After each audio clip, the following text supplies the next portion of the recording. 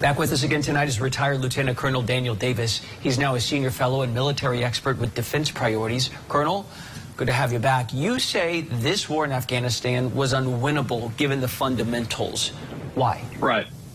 Yeah, you know, in order to win a war, you have to have a militarily attainable objective that is attainable within a proper period of time and at an acceptable cost.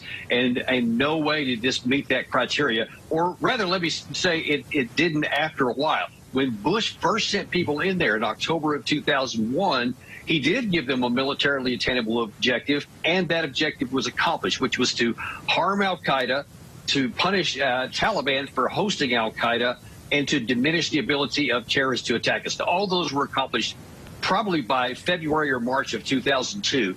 And I argue that by the summer of 2002 at the latest, we should have withdrawn our military because the mission was accomplished and there was nothing else to accomplish. Instead, Bush changed it into a nation-building operation. Obama doubled down on that, and from that point forward, it was baked in that it was going to be a military failure because there weren't militarily attainable objectives. You're trying to accomplish something politically with the military, and it just can't work, and it never did. The Taliban were wiped out. I mean, completely wiped out. And even according to the U.S. security or CIA and all the other intelligence agencies, al-Qaeda was decimated and was for more than a decade. Actually, to this day, they never have regained their strength. So those things were done then. But the problem is we kept the forces there and then started looking for new work. It's like then we had to justify our continued reliance there or our mission. And that's exactly what we did. We said, OK, oh, you know, look, let's get the girls in school. Let's build more roads. Let's build schools. Let's turn it into a democracy.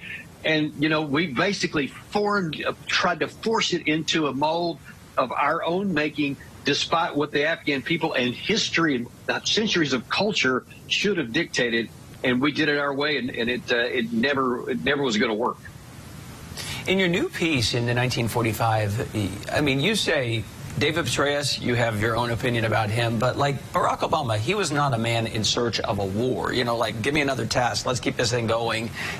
So if we do set aside the Western-style democracy attempt of nation building from scratch, the somewhat unserious army, Pakistan subterfuge, the regional powers and the government corruption, all that, couldn't we keep 2,500 forces on the ground as a stabilizing force when we withdrew? We've done that with troops in other countries.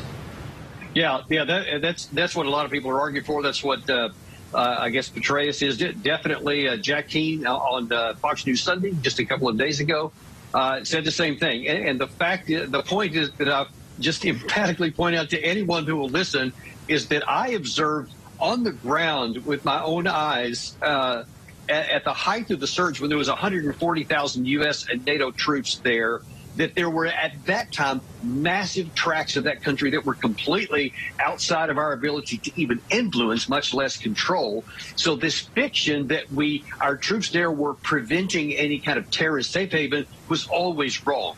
There was always a safe haven there if anybody wanted it. And the idea that now 2,500 or even 5,000 or 8,000, which some were advocating as much as a year before we left, that's not a scratch of enough to do anything at all. All that's going to do is just keep the mission going.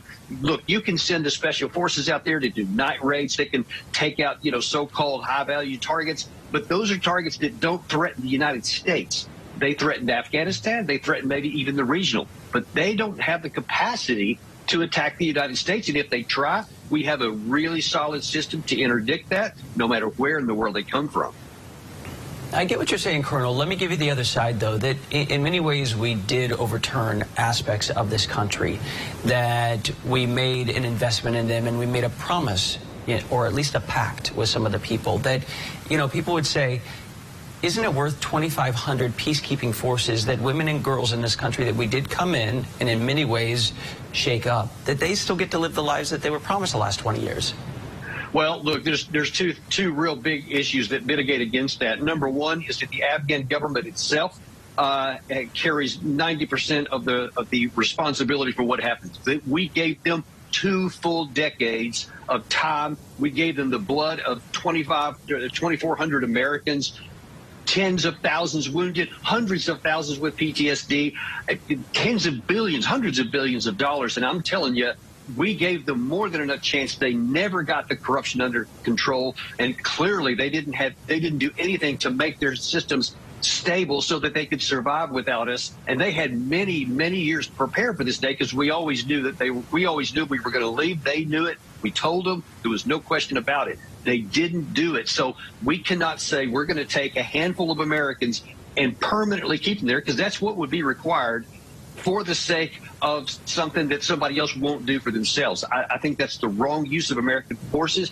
even though I'm a strong advocate for the women over there, and I've met many of their female members of parliament and just a bunch of other women. I have strong respect for that.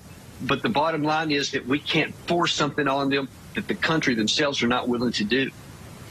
Lieutenant Colonel Daniel Davis, I know that you always give us your assessment, whether it's popular or the majority opinion or not. I appreciate you sharing with us tonight. Thank you. Always, thanks for having me, Chance. I appreciate it.